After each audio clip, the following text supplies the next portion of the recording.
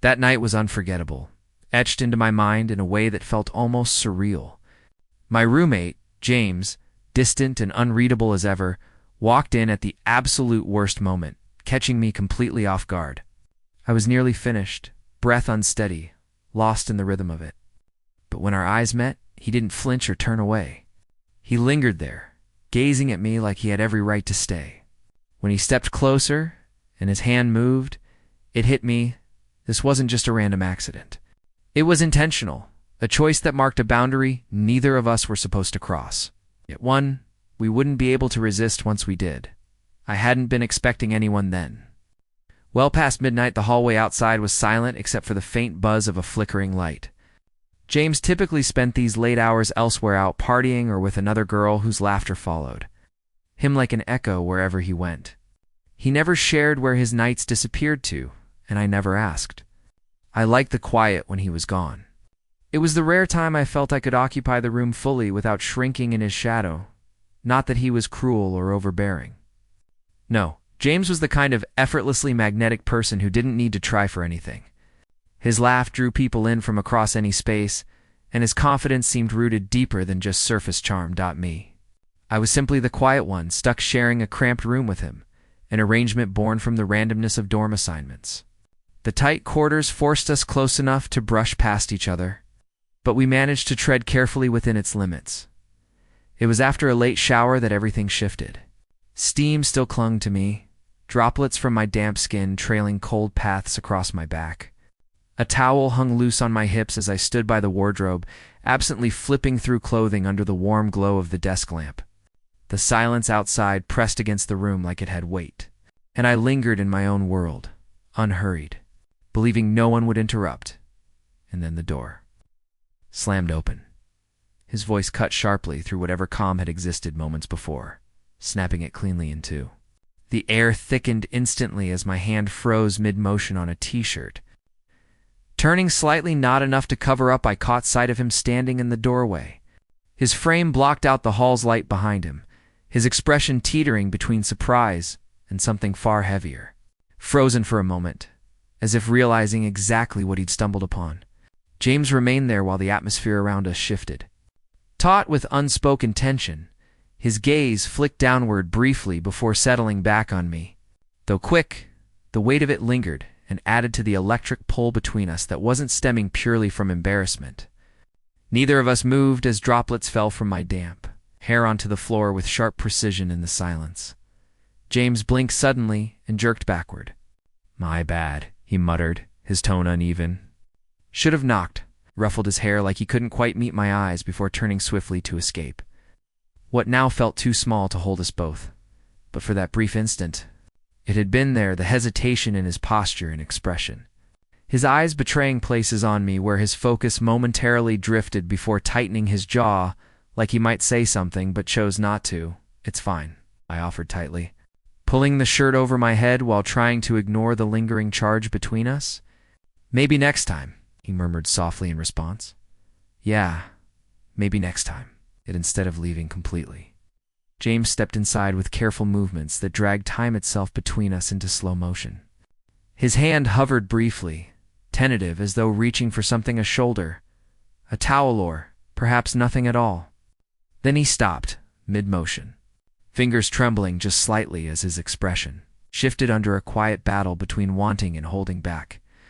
"You always walk around like this when you think I'm not coming back," he said finally. His voice low and rough, curiously probing, but not accusing, elicited a reaction, deep enough to make my neck bristle. "I thought you were out," I replied evenly, not daring to shift my stance. Our eyes connected again, this time with no break or avoidance.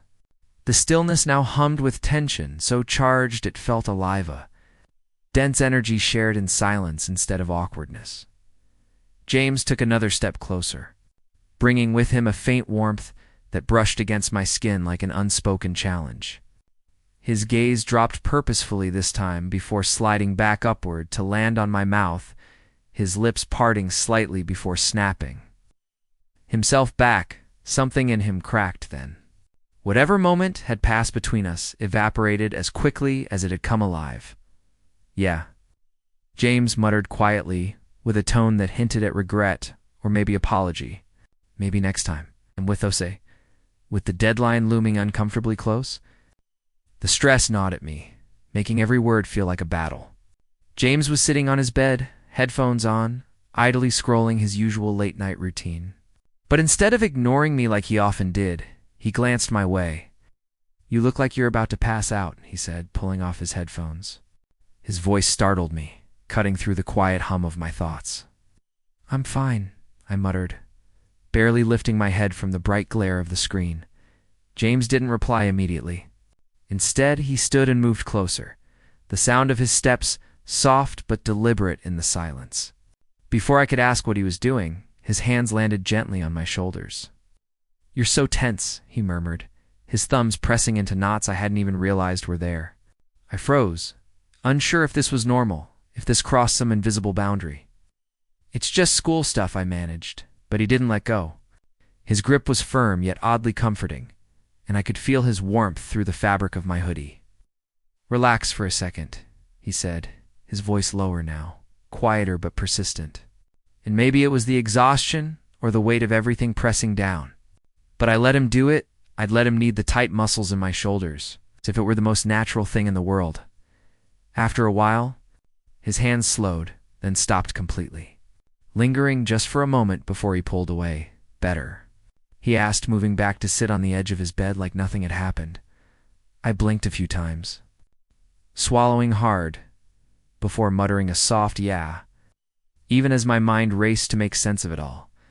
But James didn't act weird afterward, didn't overthink it like I was doing. He just returned to his scrolling like he hadn't just peeled back another layer of whatever this tension between us was. That night, I stared at my laptop less, listening more to the steady rhythm of his breathing across the room, wondering how two people who were supposed to act like strangers could feel this connected. It felt like we were towing a line neither of us had dared to fully acknowledge yet. But for me, at least in that quiet stillness, it didn't seem so terrifying anymore. It felt inevitable, like waiting for rain that you already knew would come, into the cold night air. The crispness stung my lungs, but it felt better than the suffocating heat and noise inside.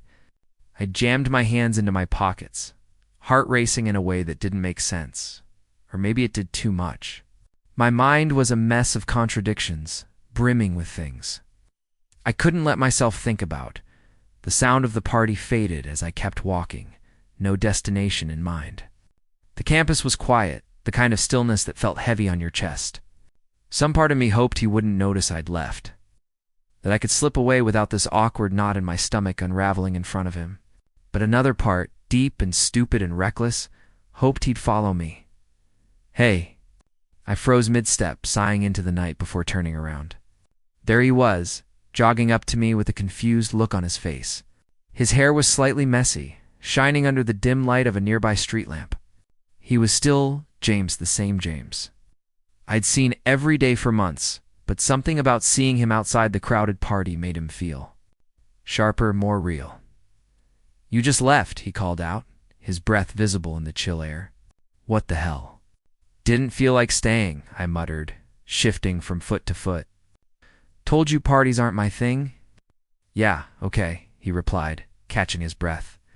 "But you could have told me instead of disappearing like that." I shrugged, avoiding his eyes. "You were busy? Busy?" There it was again, that edge in his voice, the inflection that made every word carry more weight than it should. "What's that supposed to mean?" "It's nothing. Forget it," I said quickly, already turning to leave. But he didn't let it go. He grabbed my arm, not rough, but enough to make me stop and face him. His fingers were warm even through my jacket. "No, seriously," James continued, his tone calm but insistent. "What's going on with you?" I hesitated, knowing I could lie or deflect. It would be easier, safer, and yet my brain refused to cooperate. The words tumbled out before I could stop them. "I just didn't want to watch you with her." For a moment, he looked utterly perplexed, brows furrowed together, but then he blinked, like something clicked. "Rhea," he asked slowly. "Whatever her name is," I muttered, pulling my arm free and stepping back. His face softened then, the tension in his frame melting into something quieter, something unreadable. "You're jealous," he said, Not a question, not an accusation. Just a statement. My stomach tied itself into knots at how casually he said it. I opened my mouth to deny it, to laugh it off or roll my eyes like it didn't matter, but the words wouldn't come. Am I wrong? He pressed gently. No, I admitted after a heavy pause, my voice barely above a whisper. You're not. The admission hung in the air between us like a live wire, sizzling and dangerous and alive with everything unspoken. For the first time in all the months we'd known each other, there was nothing left to deflect or hide behind. James exhaled slowly, running a hand through his hair as he stared at me with something between surprise and understanding. Then, without saying anything else, he stepped closer, so close I could feel the warmth radiating off him despite the cold night. You idiot, he said softly, shaking his head with a faint smile that didn't match the weight in his eyes. I stiffened, as every nerve in my body screamed at me to run, to look away or crack a joke or anything but this, but then his hand found mine. It was warm and steady and grounding in a way that made my breath hitch. Why didn't you just say something? James murmured. I didn't think it mattered, I confessed, barely holding his gaze. Well, you're you. Straight, easygoing, effortless. And you're you, he shot back almost instantly. Do you really think I'd chase after just anyone out here? In the cold? His grip on my hand tightened ever so slightly, just enough for me to notice how sure it was. And for once, I let myself believe it wasn't meaningless. You're an idiot, he repeated softly. But this time, there was no teasing in his voice, only something tender and patient that made the ache in my chest feel strangely worth it. I didn't know what to say, what could possibly fit this moment, so instead, I squeezed his hand back, and just like that, something shifted between us again. Not loud or dramatiquent, I told myself it didn't matter. But my stomach twisted with every tick of the clock, every shadow that passed under the door. I buried myself in meaningless tasks, anything to drown out the ache gnawing at me. The morning came slow and heavy. Bringing no sign of James, my frustration grew. Blending with worry in ways I didn't want to acknowledge, I hated how much room he occupied in my mind. How much I cared about his absence, how much it scared me. By the time he finally walked through the door, his hair damp from rain and his face drawn with exhaustion, I couldn't decide whether I wanted to yell at him or collapse in relief. Where were you? The words tumbled out sharper than I'd intended. He hesitated, closing the door behind him softly. I just needed space. For a second, I felt blindsided by his honesty. He always danced around things, never one to admit too much too soon. Space from me. My voice cracked, betraying me. From myself, he corrected quietly, collapsing onto his bed without looking at me. His body folded in on itself like he was trying to disappear. I held my breath, waiting for more, but all I got was silence. I glanced at him, at the faint trembling in his hands as he rubbed his face. Whatever he'd carried back with him wasn't something he was ready to share. Part of me wanted to demand answers, to crack him open and figure out what held him so tightly in place. But instead, I walked across the room and sat on the edge of his bed. For a moment, neither of us spoke. Then, he looked up at me. His eyes carried that same mix of vulnerability and frustration I'd seen before. I feel lost, he admitted softly, breaking the thick silence between us. I nodded slowly, unsure of what to say, but unwilling to leave him alone in that swirling space of doubt. I'm not going anywhere, I said finally. My voice softer now, his gaze softened in response, and for the first time in days, I saw something close to peace flicker in his expression. We stayed like that for a while, the weight of unspoken things pressing down on us, but no longer unbearable. I didn't have answers. Neither did he. But for now, maybe it was enough just to sit there together. Braving the uncertainty side by side, I sat quietly in my room, the remnants of last night circling my mind like restless waves. The tension in the air felt different, now heavier, but not suffocating. It was the kind of weight that reminded you something had shifted, something unspoken but undeniable. James didn't seem rattled, though. He lay stretched out on his bed, phone in hand, scrolling absent-mindedly. His presence felt steady, grounding. Even as I tried to piece together what had happened and what it meant, the silence between us was comfortable, yet brimming with unuttered words. Occasionally his gaze flicked over to me. It wasn't sharp or piercing. It was soft, curious, as if testing the waters of a fragile understanding. My chest tightened every time his eyes lingered on mine. I recounted the quietness of last night, the way he didn't pull back when our hands intertwined. The clarity in his eyes when he confessed fear where most people might bury it. Fear of feeling something new, something unexpected, and perhaps even fear of losing control over it. Yet instead of running, he had stayed. The subtle rhythm of rain against the window accompanied us now. A faint breeze slipped in, cool and carrying the earthy scent of concrete kissed by water. It didn't feel intrusive. If anything, it added to the small cocoon of space we'd created between us. A space that didn't need explanation or justification. "Hey," he muttered, breaking through my thoughts as though sensing them. He set his phone aside and sat up slightly, looking at me with an almost unguarded expression. "You okay?" I nodded quickly, though my throat felt tight. "Yeah, just thinking." He hummed in response, the sound low and almost soothing. "Still trying to figure things out?" "Kind of," I admitted, glancing down at my lap, fingers tugging lightly at the hem of my shirt. "But not in a bad way." His lips curved subtly, not quite a smile, but close to it. "Same here." The simplicity of his words struck me more deeply than I expected. They carried no promise or expectation, just quiet honesty. I could tell he was still trying to make sense of his feelings, too. Tentative yet determined not to let them slip away. It wasn't about rushing now. It wasn't even about defining what we were or what was happening between us. It was simply about holding on to the connection we'd stumbled into and letting it unfold in its own time. For now, that was more than enough. "Asleep," he murmured. His arm remained firm around my waist, grounding me in the moment. The warmth of his presence was both reassuring and fragile, fleeting like dew before the morning sun. I swallowed, gathering the courage to speak. "I wasn't sure if you—" My voice faded, unable to finish the thought.